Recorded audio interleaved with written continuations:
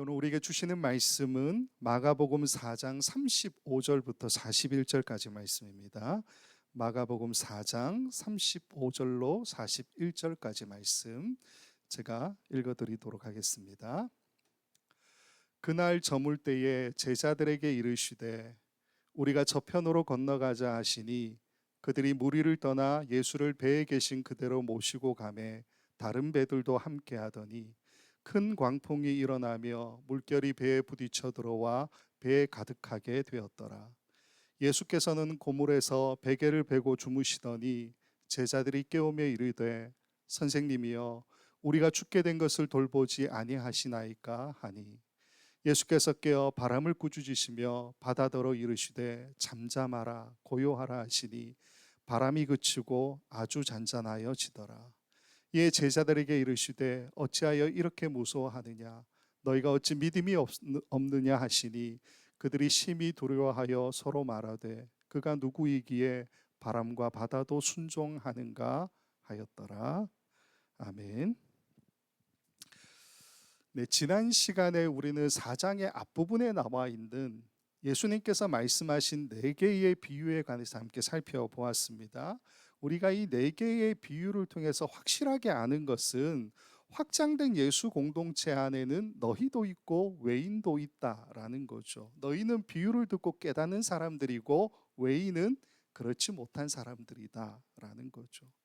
그래서 이 비유들을 보면은 예수님께서 너희라고 말씀하는 사람들을 어떻게 표현하느냐, 12제자, 예수님과 함께한 사람들, 좋은 땅, 등불인 말씀을 가지고 와서 세상에 비추기 위해서 등경 위에 두는 사람들, 하나님 나라에 심겨진 잡초들, 이렇게 표현하고 계시죠. 이 사람들이 비유의 말씀을 듣고 그것이 하나님 나라의 비밀이다, 미스테리오 말씀드렸죠. 신비다, 감추어진 의미다라는 그것을 깨닫게 되는 사람들이다라는 것을 말씀하셨다고 보았습니다. 반면에 외인은 어떤 사람들입니까? 밭의 비유로 우리가 알 수 있듯이 길가나 돌밭이나 가시떨기가 자라는 그 땅을 이야기하죠. 등불을 가져오지만, 말씀을 가져오지만 말 아래에나 평상 아래에 두는 그 사람들이죠. 이 사람들은 비유의 말씀을 들어도 단지 이 비유는 은유일 뿐이고 설화일 뿐이고 우화일 뿐이고 결국에는 말씀을 들어도 깨닫지 못하고 죄사함을 받지 못하게 될 거다라는 이야기를 예수님께 해주셨다라는 겁니다. 그래서 이 4가지 비유의 말씀들을 통해 우리가 생각해야 될 것은 뭐냐면, 과연 나는 너희에 속하는가 외인에 속하는가라는 거죠. 그게 우리의 고민이 되어야 합니다. 그러나 우리가 비록 너희에 속했다 할지라도 하나님께서 우리에게 뭐라고 말씀하십니까? 너희의 헤아리는 그것으로, 너희가 되새기는 그것으로, 되질하여 주는 그것으로, 너희가 달아주는 그것으로 그것만큼 하나님께서 갚으시겠다라고 말씀해 주시죠. 따라서 우리가 가야 하는 삶의 자리는 결국에는 어디입니까? 십자가의 자리죠. 낮아지는 자리, 겸손한 자리, 다른 사람의 유익을 구하는 자리, 내 목숨을 다른 사람들을 위해서 내어주는 그 자리로 내려갈 때에만 결국에는 빛으로 드러나게 되고 나를 통해 30배, 60배, 100배 열매가 맺어지게 되어 있다라는 거죠. 이게 4장 비유의 말씀들을 통해서 우리가 함께 보았던 내용들이고요. 오늘 본문은 4장 끝에 있는 이 비유의 말씀들과 좀 생뚱맞게 다른 내용으로 구성되어져 있는 갈릴리 호수를 제자들과 함께 예수님이 건너가시다가 배 타고 건너시죠. 근데 그때 큰 광풍을 만나게 되었다라는 그 이야기를 함께 살펴보고자 합니다. 자, 4장 이제 오늘 본문의 비유가 오늘 본문의 사건이 이렇게 시작됩니다. 4장 35절. 그날 저물 때에 제자들에게 이르시되 우리가 저편으로 건너가자 하시니. 여기에서 저편으로 건너가자라고 이야기하죠. 이 저편은 5장 1절 말씀을 보면 읽지는 않겠지만요, 5장 1절을 보여주시면 거라사라는 것을 분명히 이야기해 주고 있습니다. 즉 거라사를 목적지로 두고 배를 타고 제자들과 함께 예수님이 가셨다라는 건데, 이어지는 36절, 4장 36절 말씀 끝을 보면은 우리가 좀 눈여겨보지 않았던 내용이 있어요. 이렇게 되어 있죠. 그들이 무리를 떠나 예수를 배에 계신 그대로 모시고 가매 다른 배들도 함께 하더니 이렇게 되어 있어요. 다른 배들도 함께 하더니. 평소에 이 단어가 눈에 들어오셨습니까? 저는 설교를 준비하면서 이런 이야기도 있었나라는 것을 새롭게 알았습니다.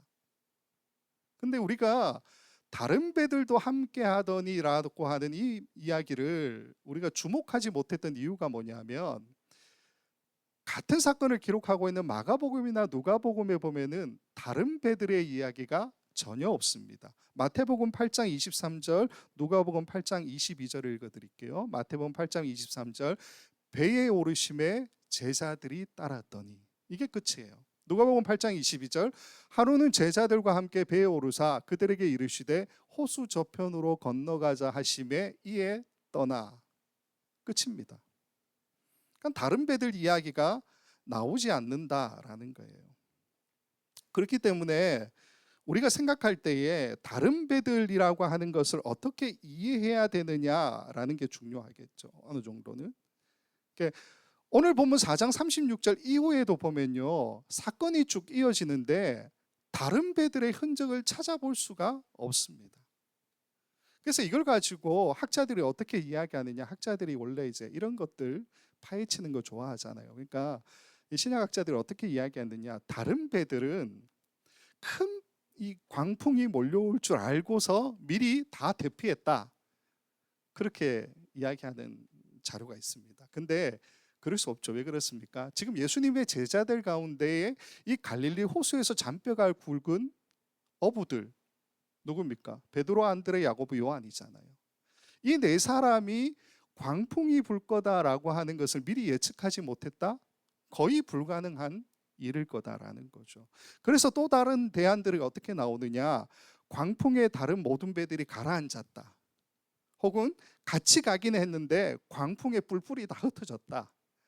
아니면 원래부터 함께 했던 배들이 없었는데 마가복음이 실수로 기록했다. 아니면 원래 이제 당시에 갈릴리 호수에 있었던 배들이 대부분 작아서 많은 사람이 탈 수 없었기 때문에 예수님과 제자들이 각자의 배에 나누어 타셨다. 그러니까 한 배가 여러 대가 있었다라는 이야기를 해요. 그래서 다른 배들이라고 하는 표현이 마가복음에 나온다, 이런 이야기를 하는데 다 의미 없는 이야기들이죠. 자, 그러면 우리는 여기에 나오는 다른 배들이라고 하는 이것의 정체를 어떻게 이해해야 되느냐?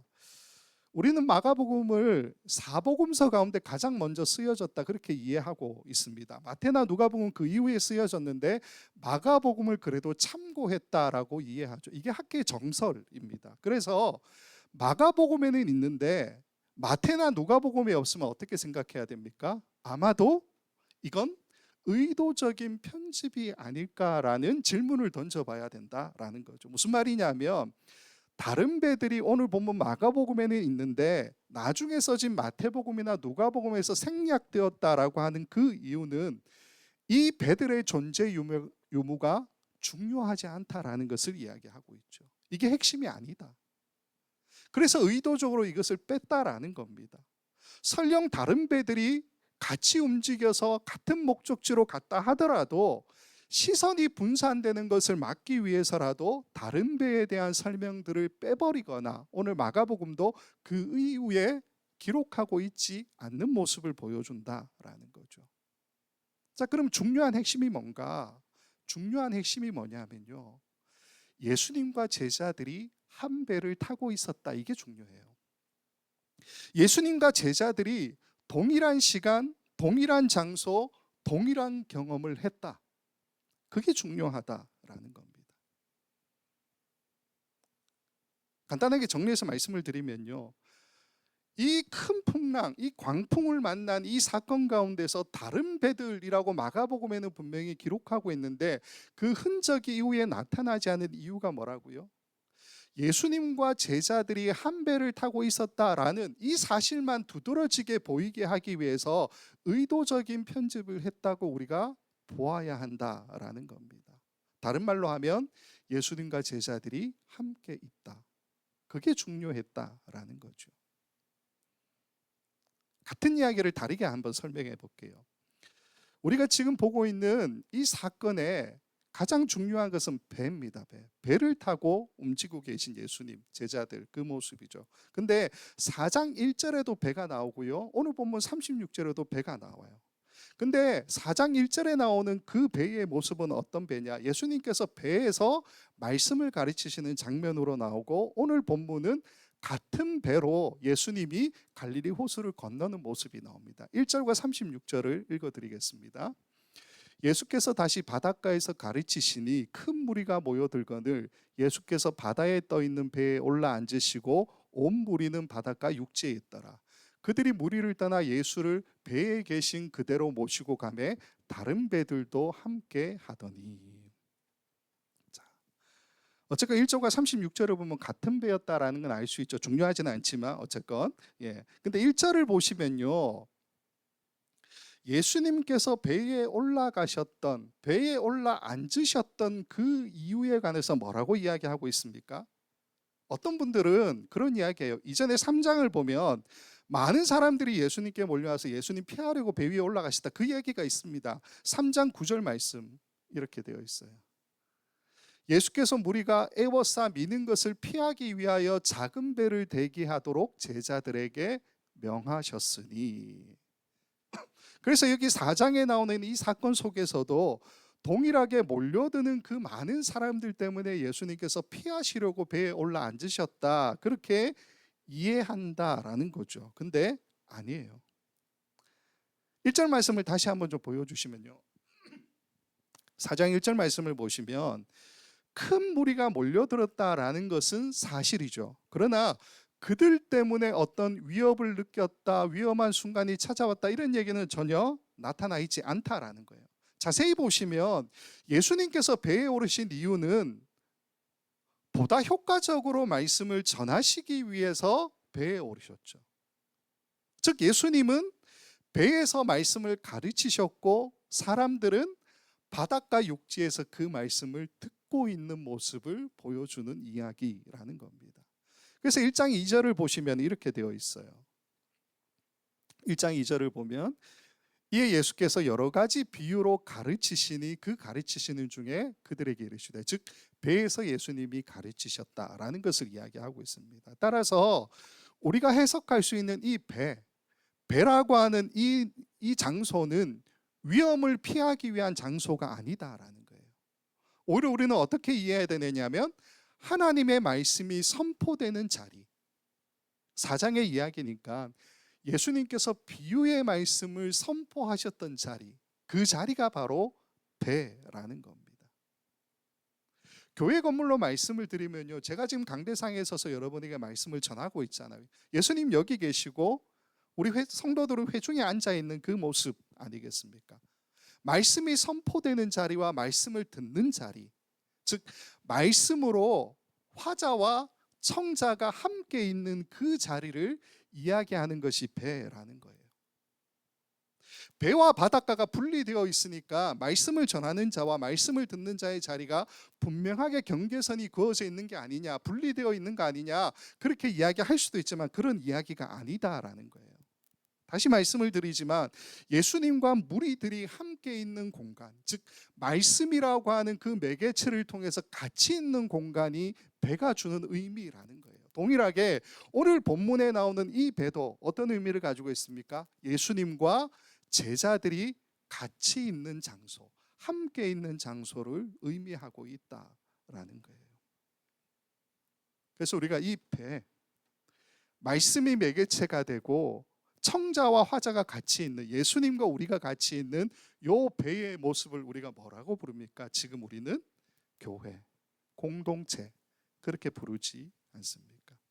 따라서 오늘 본문 4장에서 다른 배들이 다 사라지고 기록되지 않는 그 이유나, 그리고 배라고 하는 그 개념 속에서 우리가 찾아볼 수 있는 이유 모두 우리에게 강조하는 것이 뭐냐? 말씀이 선포되는 그 자리에 예수님과 무리들이 함께 있다라는 거죠. 큰 광풍이 불고 있는 그 배에서도 예수님과 제자들이 함께 있다. 예수님이 우리와 함께 계시다. 다른 말로 임마누엘. 이게 오늘 본문의 이야기의 핵심이라는 겁니다. 자, 문제는 뭐냐면요, 예수님과 제자들이 함께 배에 있음에도 불구하고 지금 오늘 본문에서 예수님과 제자들이 경험하고 있는 것이 있죠. 그게 뭡니까? 큰 광풍이라는 겁니다.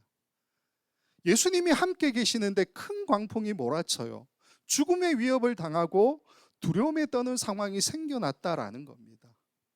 그러면 이런 생각을 할 수 있죠. 예수님이 나와 함께 하는 것이 우리 삶의 만능 요소는 아닌가?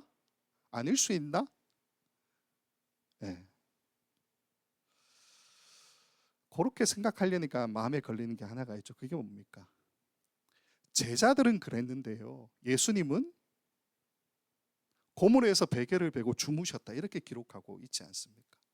제자들은 죽게 생겼다고 아우성치며 분노하고 원망하면서 예수님을 깨우고 있는데 예수님은 고물에서 베개를 베고 주무셨다라는 거예요.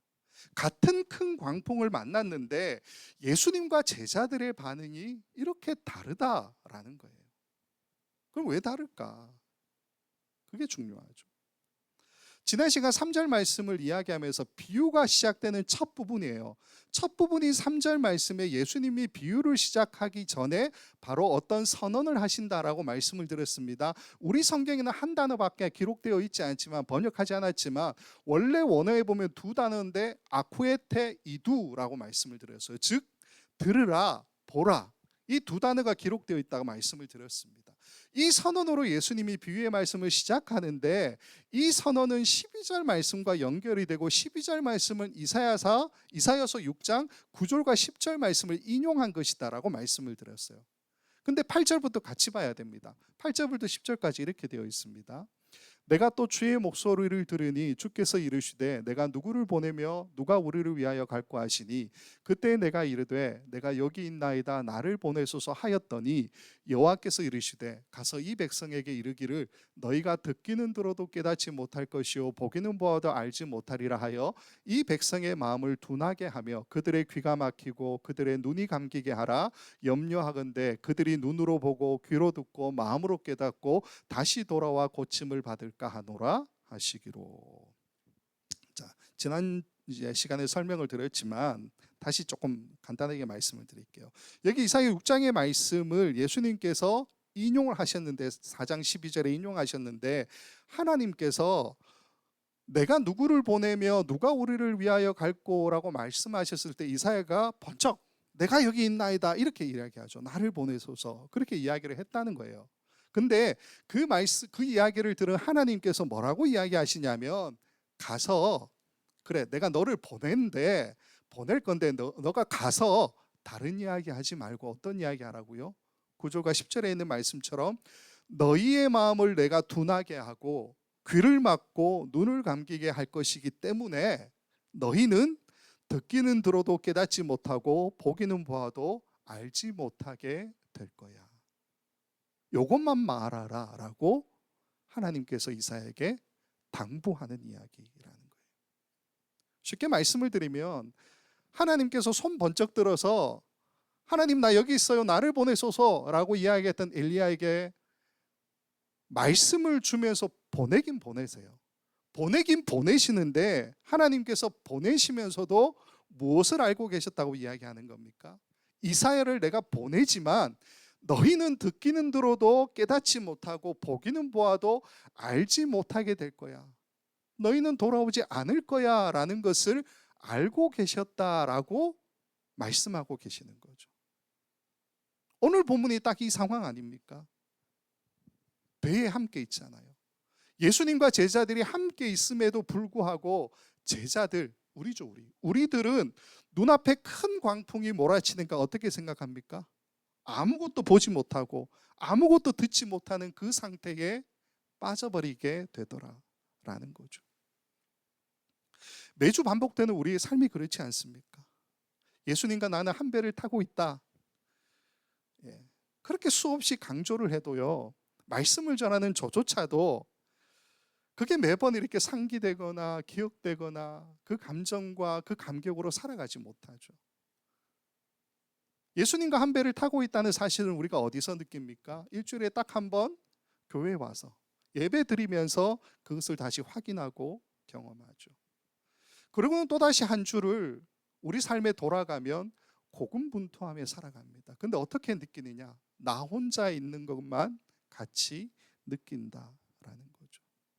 온갖 고난과 시련과 어려움은 나에게만 닥쳐오는 것처럼 그렇게 느껴지고요. 그것 때문에 허덕거리다가 다시 주일이 오면 교회로 돌아오는 모습. 이게 우리가 반복하고 있는 삶의 패턴이라는 거죠. 왜 우리는 이 큰 광풍 앞에서 예수님처럼 평안하지 못할까요?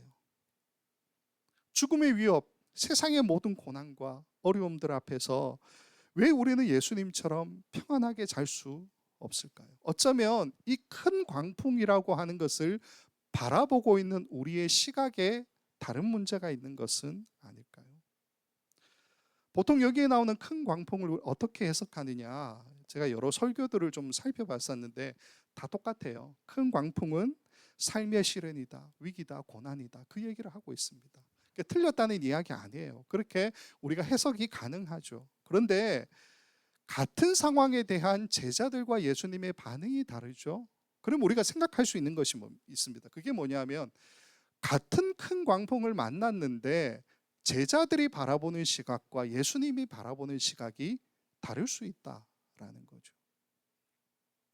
제가 많이 참고하는 WBC 주석 마가복음 이제 1권에 보면은 오늘 본문의 이 사건을 요나가 폭풍을 만났던 그 사건하고 서로 연결하고 있는, 비교하고 있는 모습을 보게 됩니다. 5가지 정도로 정리하고 있는데 첫 번째는 뭐냐 하면요, 두 사건 모두 바다 혹은 호수에서 큰 광풍 혹은 큰 폭풍을 만나게 되었고 모두가 죽을 위기에 처하게 되었다라는 것을 이야기하고 있다는 거예요. 마가복음 4장 37절, 요나서 1장 4절을 보면 이렇게 되어 있습니다.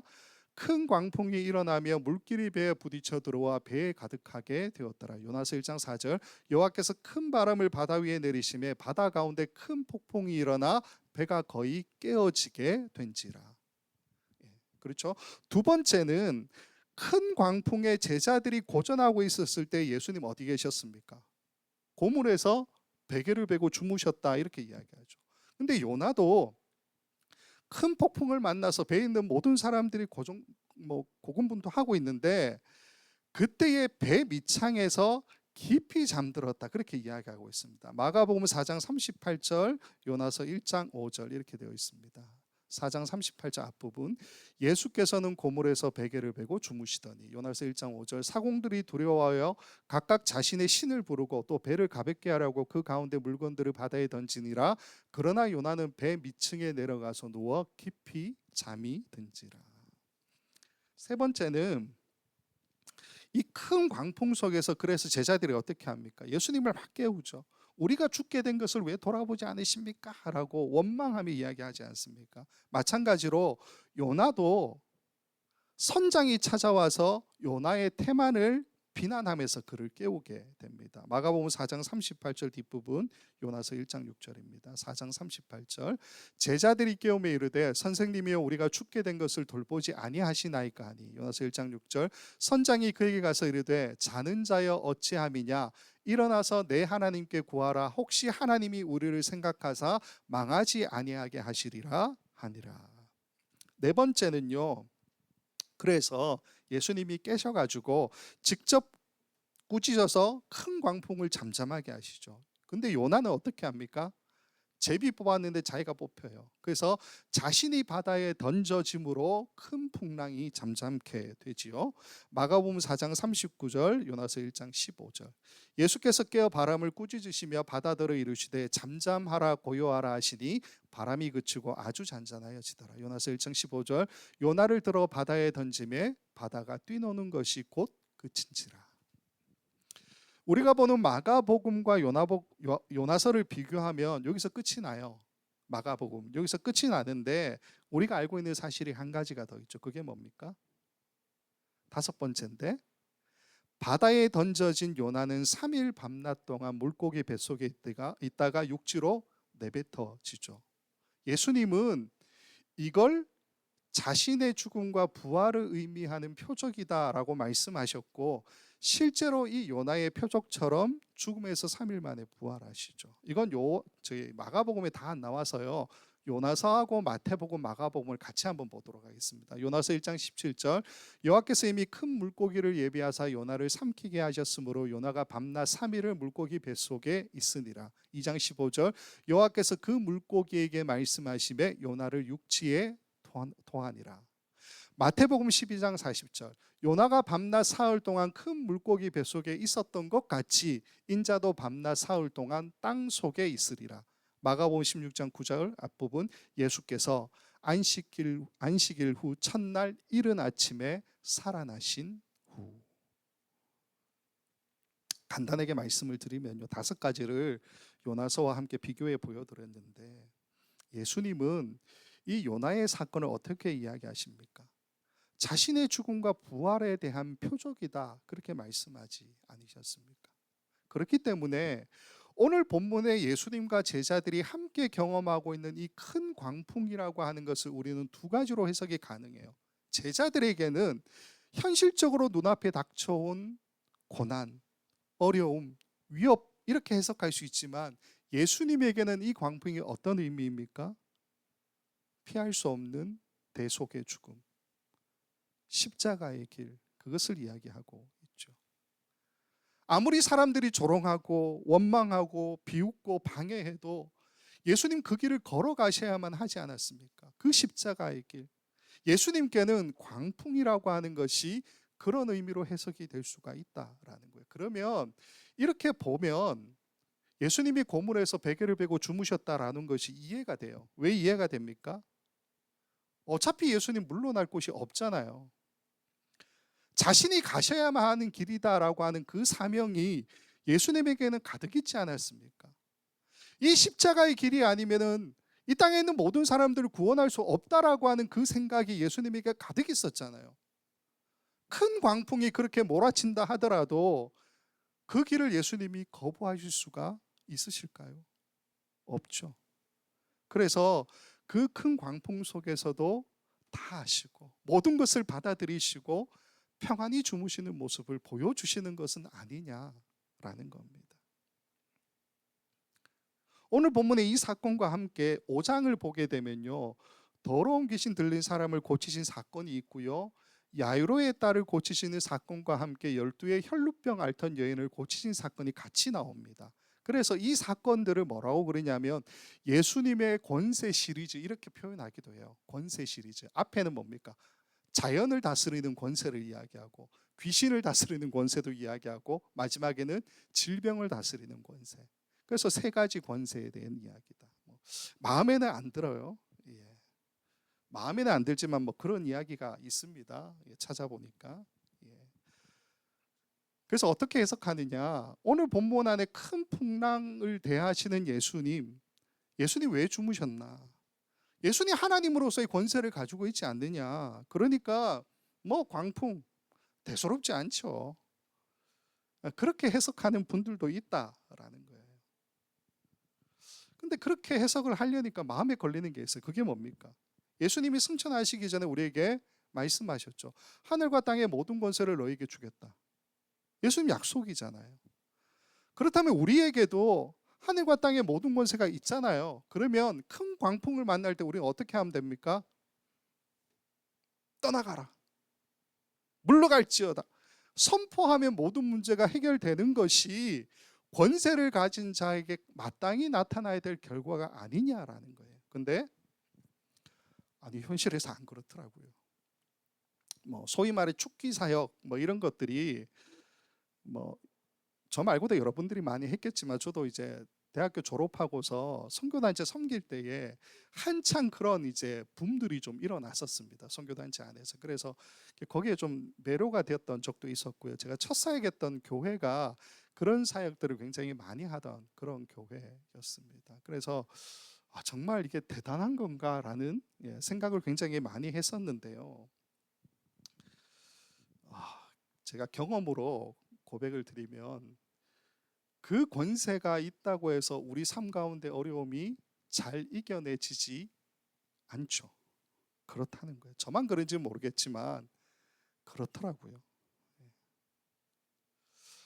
근데 그 말씀을 보니까요, 예수님이 하늘과 땅의 모든 권세를 주겠다고 말씀하시고 승천하셨는데 그 말씀을 보니까 거기에서 이야기하는 권세는 그 권세가 아니더라고요. 축기하고 위험에 맞서고 그런 권세가 아니고요. 예수님께서 말씀하신 권세가 뭡니까? 복음으로 말씀을 전할 때 버티고 견뎌내는 권세예요. 그걸 이야기하더라라는 겁니다. 예수님은 자신에게 닥쳐온 이 광풍, 큰 광풍이라고 하는 것을 자신이 가셔야만 하는 대속의 길, 십자가의 길이라는 것으로 생각하셨던 것 아닐까요? 그러니까 고물에서 베개를 베고 잘 주무셨던 것이 아니냐라는 겁니다. 물론 우리에게 이 큰 광풍은 삶에서 찾아오는 여러 가지 고난이나 어려움으로 해석될 수가 있습니다. 근데 자꾸만 그렇게 보니까 어떤 생각이 듭니까? 듣기는 들어도 깨닫지 못하고 보기는 보아도 알지 못하는 외인과 같은 모습으로만 자꾸 가게 되더라라는 거죠. 여기에 대해서 예수님이 이렇게 책망하십니다. 마가복음 4장 40절입니다. 이에 제자들에게 이르시되 어찌하여 이렇게 무서워하느냐 너희가 어찌 믿음이 없느냐 하시니. 믿음이 없어서 그렇대요. 믿음이 없어서. 목사님 잘 표현하시는 것처럼 믿습니다 이렇게 하면 믿음이 생겨나면 참 좋겠는데 저에게만 해당될 거라고 생각합니다. 저는 안 그렇더라고요. 여기에서 예수님 말씀하시는 믿음이 뭘까요? 마가복음에서 믿음이라고 하는 이 단어가 직접적으로 사용되었던 부분들을 다 찾아봤습니다. 그랬더니 두 가지로 나누어져요. 2장과 5장과 9장과 10장에 보면 각각의 사건들이 나오는데 2장에는 중풍병자를 지붕으로 옮겨서 예수님 발 앞에 내렸던 네 사람의 이야기가 나오죠. 그때 네 사람을 보고 예수님 뭐라 그랬냐면 그들의 믿음을 보시고 이렇게 이야기하시는 장면이 있습니다. 5장에는 아까 언급했던 12해 혈루병 앓던 여인에 대한 이야기가 나오는데 그때 예수님 뭐라고 그러시냐면 딸아 내 믿음이 너를 구원하였으니 평안히 가라 그렇게 말씀하세요. 9장에는 귀신 들린 아이의 아버지 이야기가 나오는데 아버지가 간청하면서 이런 이야기를 합니다.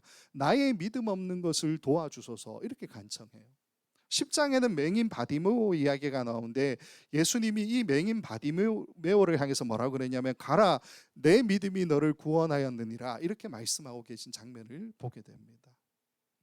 공통점이 있어요. 그게 뭡니까? 다 제자들이 아니고 다른 일반 사람들에 대한 이야기죠. 근데 이들의 믿음은 어떤 모습을 보여주고 있느냐 하면 예수님께서 자신 혹은 나와 함께 있는 사람들을 고쳐주실 것이다 라고 하는 믿음이에요. 예수님께서 고쳐주실 거야 라는 믿음이라는 거예요. 근데 반면에 이건 일반 사람들이고 제자들을 향해서 믿음이라고 하는 것이 기록되어져 있는 부분들이 있습니다. 4장, 6장, 16장인데 이렇게 되어 있어요. 제가 보여드리겠습니다. 4장 40절, 9장 19절, 16장 14절입니다.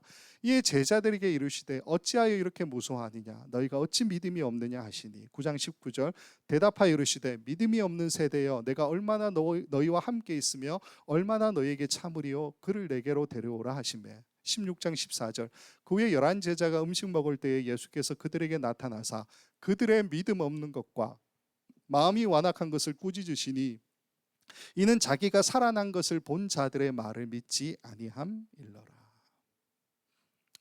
자, 이 말씀을 보면 말씀들이 다 제자들에게 한 말씀인데 제자들에게 책망하시면서 믿음을 언급하고 있다라는 것을 발견하게 되죠. 자, 그러면 여기에서 제자들에게 지적하고 계신 예수님 말씀하시는 그 믿음이 뭐냐? 믿음이 뭐냐? 다시 보여주시면요. 4장 40절, 9장 19절, 16장 14절 모두 다 무엇을 이야기하느냐면요. 예수님이 어떠한 순간에도 제자들과 함께 있다라고 하는 그 믿음에 대해서 이야기하고 있습니다. 예수님이 제자들과 함께 있다는 그 믿음요. 오늘 이야기하고 같지 않습니까? 배를 우리가 살펴봤잖아요. 말씀이 선포되는 그 자리에 예수님과 무리들이 같이 있었다.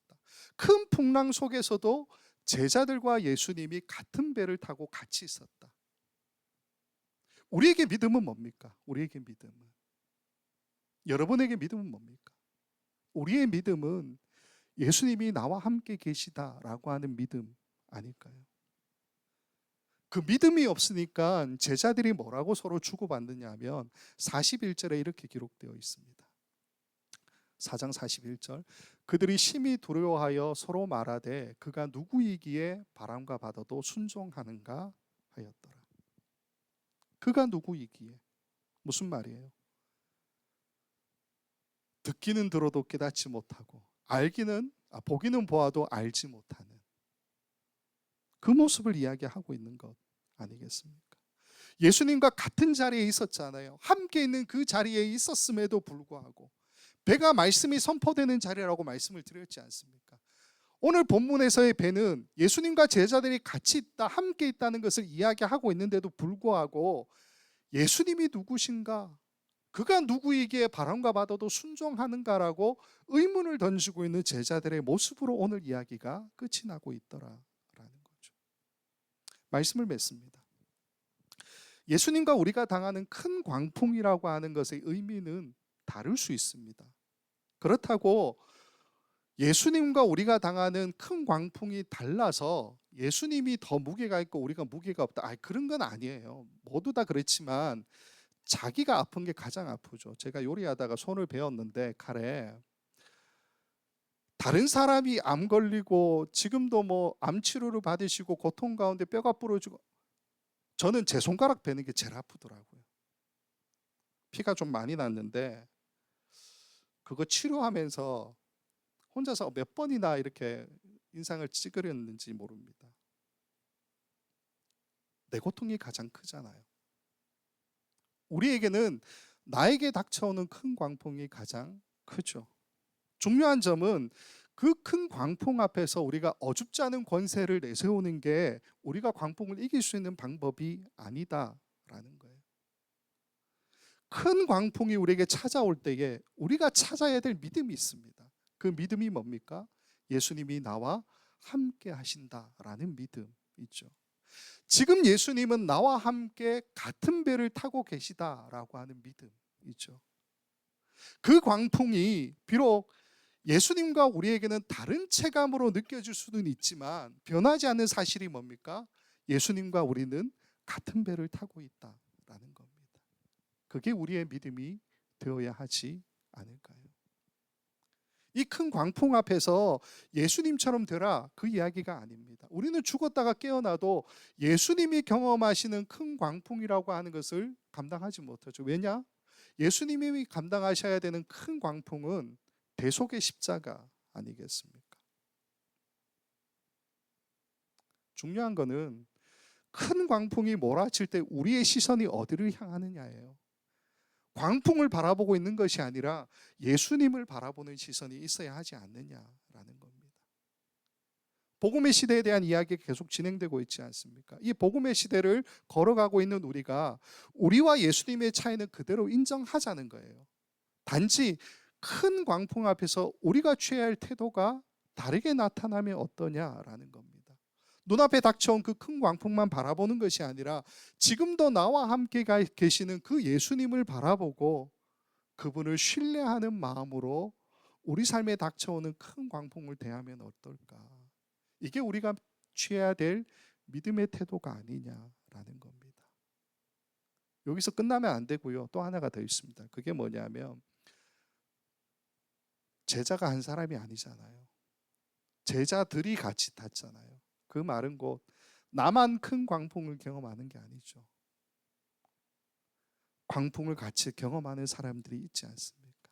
큰 광풍을 경험하고 있는 그 사람들에게 우리가 전해 주어야 될 메시지가 있다라는 거죠. 그게 뭡니까? 예수님이 당신과 함께 계십니다. 그리고 저도 당신과 함께 있습니다. 그거 아닐까요? 우리가 바라보는 것이 우리의 믿음이 되죠. 예수님 주무시고 계셔도 우리는 예수님 바라봐야 하지 않겠습니까? 왜요? 그분이 깨시면 단 한마디의 말로 큰 광풍을 잠잠하게 하실 수 있다. 간절히 바라기는 삶에 닥쳐오는 모든 큰 광풍 속에서도 다른 것에 시선 돌리지 말고요, 예수님만 바라보고 큰 광풍을 잔잔케 하시는 예수님과 함께 우리 각자에게 주어진 이 복음의 길을 넉넉하게 걸어갈 수 있는 저야 여러분, 그리고 지금도 큰 광풍을 함께 경험하고 있는 우리 형제 자매들에게 손을 내밀어서 예수님이 당신과 함께 하십니다, 저도 당신과 같이 갈게요, 그렇게 말할 수 있는 우리 원커뮤니티 교회 모든 성도들이 될 수 있기를 주님의 이름으로 간절히 축원을 드립니다. 기도하겠습니다. 고마우신 아버지 하나님, 닥쳐오는 삶의 모든 광풍 속에서도 저희와 함께하고 계시는 예수님을 오늘 새롭게 바라보기를 원합니다. 닥쳐오는 큰 광풍만 바라보면서 마음이 흔들리고 괴로워하며 원망으로 예수님을 깨웠던 제자들과 같은 저희들이지만, 이제는 새로운 시각으로 이 큰 광풍을 바라보는 것이 아니라 오직 예수님만 바라보고 가는 우리 모두가 되도록 허락하여 주시옵소서. 예수님과 같은 배를 타고 같은 시간, 같은 경험을 하고 있음을 잊지 않는 우리 모두가 되게 하시고, 주어진 삶 속에서 당하게 되는 모든 어려움들, 큰 광풍을 예수님이 그러하셨던 것처럼 십자가의 길로 여기며 평안을 누리는 우리가 되도록 인도하여 주시옵소서. 뿐만 아니라 나와 함께 가는 우리의 형제 자매들 같이 가자고 그렇게 고백하는 우리 모두가 될 수 있도록 인도하여 주시옵소서. 이 큰 광풍 속에서도 언제나 우리와 함께 하시는 예수 그리스도의 이름으로 기도하옵나이다. 아멘.